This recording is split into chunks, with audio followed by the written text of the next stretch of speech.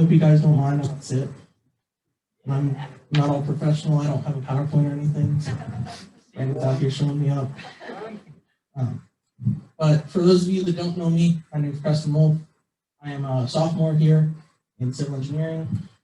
My testimony is not really super interesting or anything, but it's a very important piece of who I am today. I was raised in a Christian home. I was baptized as an infant. My church did baptism a little bit differently than a lot of churches around here do, I think, and a lot of other places do. So baptism in my church was, my parents had me baptized when I was, less than a year old.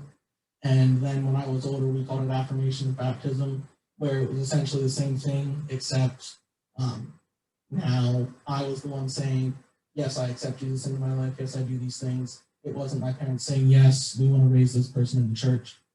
So it's just a little bit of parallel in that, and I'll talk a little bit more about that later.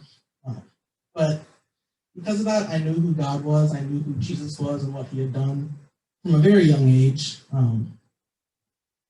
But I really didn't know what it meant to live a life for Christ. I said I was a Christian. I just kind of went through the motions. I went to church every Sunday, but I went to Sunday school because my parents made me. That was really it. And that was a lot of my life. I didn't really have any major struggles early on. My parents divorced when I was 6, but that wasn't a major point of struggle for me because they were really good about it. My sister and I have an older sister, and we have both said for years that we were raised in a better atmosphere than I think some people whose parents are still together. And it's just that my parents did a really good job of, even though they were splitting, putting my sister and I first. So I didn't really have any major struggles early in life that pointed me to lean on God. And early on in middle school, I struggled with things that I think a lot of people struggle with, bullying, not fitting in, not being comfortable with who I was, feeling pressured to be the good Christian boy because that's, I was raised in a Christian home. I went to church all the time. That's kind of what people expected of me, or so I thought. But I didn't really have any reason to really trust in God at that point. I didn't have anyone majorly pushing me that way because my parents led by example. It wasn't that we had too many super deep conversations about God and religion. They were just really active people in our church, and they hoped that my sister and I would pick up on that and that we would see the example that they had set. And looking back, I think we did. It just took me a while to really pick up on it.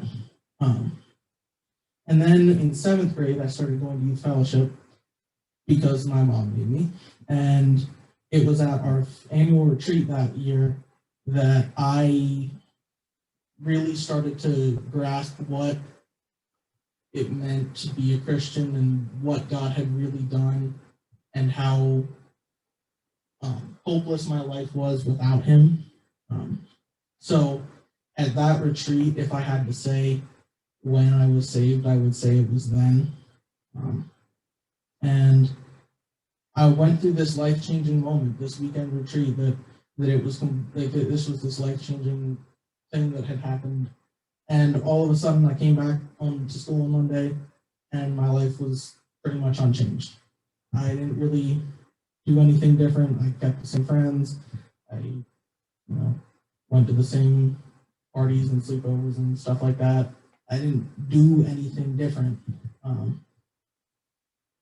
And I had times where I was really devoted to my faith. I had times where I was reading the Bible every day and doing really well, and other times I just wasn't. And it, I say I was a Christian, and I truly believe I was saved throughout all of this, but I wasn't devoting my life for him. And I still don't in some ways, but I think I do a lot better at that now than I was then. And it wasn't until I got to high school that things really started to shift. So very early on in my sophomore year of high school, I ended a relationship that I'd been in, And in doing that, began to reevaluate some of the things in my life. And I realized that there was a lot of people that I was friends with and a lot of decisions I was making that were not good for me in the long run, and that were really having a negative effect on me. And I became a lot more selective about how I spent my time, who I spent my time with. And for the first time in my life, I began to treat a relationship with Jesus as the most important relationship in my life. And that's the big turning point for me, because I think I was saved up until that point, but I wasn't giving it my all. And at that point, I think that's when I started to do that. I got much more fulfillment out of everyday things. Going to class and sitting next to my friends in high school was much more enjoyable because the friends I was keeping were better people, and were positive influences on my life. And I hope that I was a positive influence on theirs. And life really got great. I started to see the ways God was working in my life, the way He was working in those around me and in my family's lives.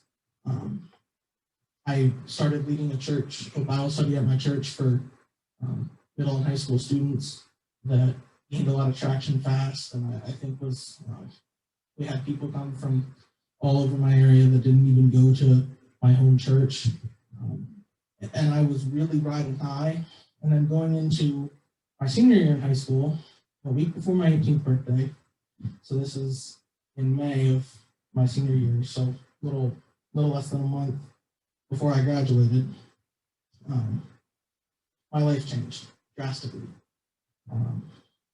My stepdad had been sick and was just diagnosed with throat cancer, and he'd been in the hospital for a couple weeks, was home resting now before he started chemo.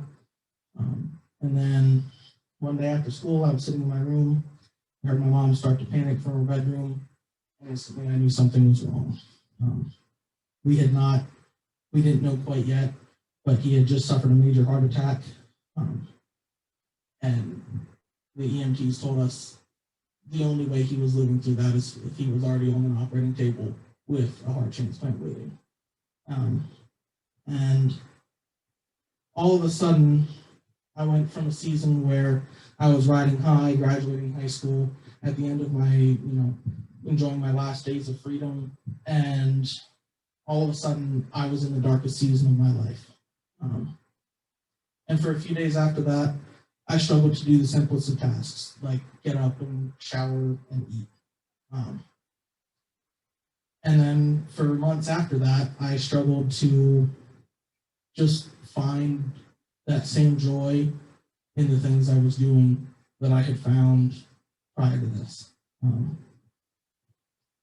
But it was in this experience that I had a choice to make. I could fall away from God, fall back into my old habits, and try to rely on my own strength. Or I could go to God with my pain and suffering and cast all my sorrows on Him. And I'm telling you, I don't know where I would be if I had chosen the first option, but I know it would not be as good of a place as I am in right now. So I tell that whole story to tell you this. I have gone through some struggles in the last few years that I would not wish upon anyone. And I've come out better for them, because it's through those struggles that I have learned not only is it that I can find happiness and find strength in God when I am in good times and when I'm enjoying my life and when things are going great, but I learned that I can be happy, or I can find happiness and find joy and find strength in the Lord, even through the worst possible times. So I know this kind of shifted the mood a little bit, but by coming to Christ and truly living out His calling for me, I've experienced that good times turn into great times, and bad times aren't really that bad. They're just teaching you something.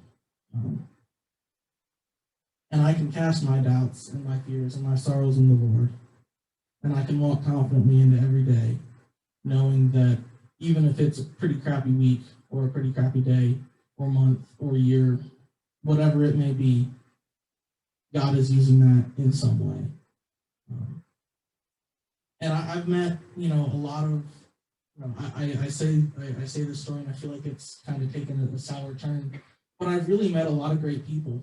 And through coming here to Penn College, you know, just a few months after all of this happened, I've made a lot of new friendships. I've met a lot of great people, many of whom are in this room. And I've found joy again because I know that my life is better with God in it. And I know that is true to everyone's lives, that they will be better with God in it. So that is what I hope came across with this. And that's my testimony.